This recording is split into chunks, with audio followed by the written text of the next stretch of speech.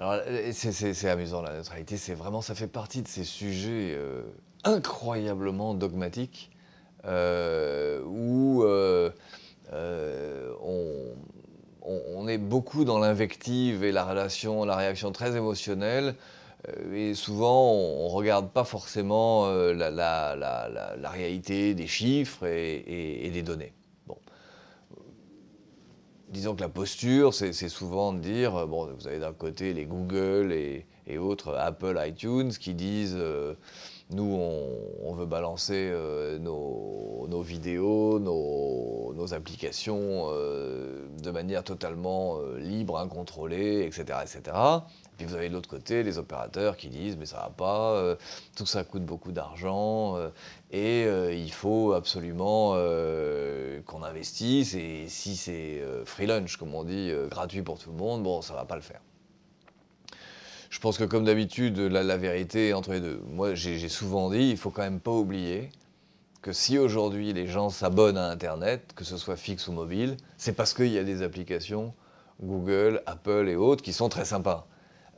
Si ces applications n'existaient pas, beaucoup de gens ne s'abonneraient pas et ne paieraient pas 35, 40, 45 euros par mois pour avoir le produit. Donc, bon, il faut être quand même reconnaissant à ces entreprises.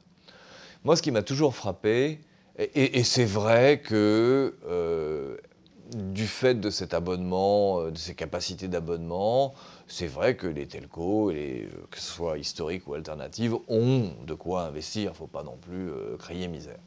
Moi, ce qui m'a toujours frappé, c'est la disproportion des usages. Par exemple, en Ukraine, c'est 2000 clients. Moi, j'ai 1,5 million de clients en Ukraine. Et ben, c'est 2000 clients sur 1,5 million qui utilisent 50% de la capacité du réseau. 2000 clients utilisent 50% de la capacité du réseau. Et quand j'avais regardé chez Numéricable, c'est le même genre de statistiques. Et j'avais montré au régulateur qu'en fait, ces quelques clients, une poignée de clients, c'était l'équivalent de charger 800 DVD par mois. Alors, est-ce que c'est un usage qu'on peut considérer comme raisonnable? Non, on peut dire 10, 20, 50 DVD par mois, ça paraît un usage, et après tout, les gens font ce qu'ils veulent. Mais quand on arrive à 800, d'abord, il y a un peu de suspicion sur est-ce que ces activités sont vraiment légitimes, mais au-delà de ça, de toute façon, ce n'est pas un usage qui est raisonnable. Et c'est ce chiffre qui est vraiment frappant. 2000 personnes en Ukraine, où la régulation est un peu moins forte.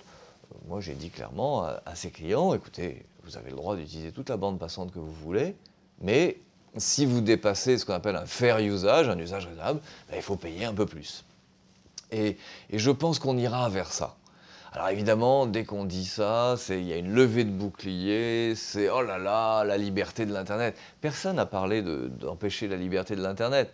En fait, voilà, il y a quelques centaines de clients, quelques milliers en France, mais pas beaucoup plus, qui ont un usage tout à fait immodéré. Et donc, il n'y a aucune raison pour que ces gens-là payent la même chose que vous et moi qui avons une consommation de quelques gigs normale. Voilà. Donc ma ligne, c'est ça, sur la neutralité. Alors dès qu'on en parle, il y a des levées de boucliers, mais petit à petit, l'idée fait son chemin. Petit à petit, l'idée fait son chemin, et j'espère qu'un jour, on arrivera à trouver quelque chose qui satisfasse tout le monde. De la même manière que, vous voyez, Adopi en France, petit à petit, l'idée que, oui, on n'a pas le droit de pirater, que c'est pas bien, et que ça fait du mal à une industrie, et donc il faut essayer de trouver des points de passage quand même. Je pense que c'est une idée qui petit à petit fait son chemin. Moi, la première fois que j'avais vu ça, c'était chez BT, où j'avais, avec Scotland Yard, décidé de filtrer les sites pédopornographiques. Et j'avais eu la même levée de bouclier sur la liberté de l'Internet, que j'étais le premier après la Chine à filtrer. Et moi, j'avais dit, non, la liberté de l'Internet, elle s'arrête à la pédopornographie. C'est pas acceptable. On peut pas laisser faire ça. C'est un peu pareil. Là c'était bon. Là, j'ai eu gain de cause en 2003 parce que c'était quand même un sujet très clair. Mais je crois qu'aussi sur la piraterie des contenus, petit à petit, on arrivera à trouver les bons points de passage.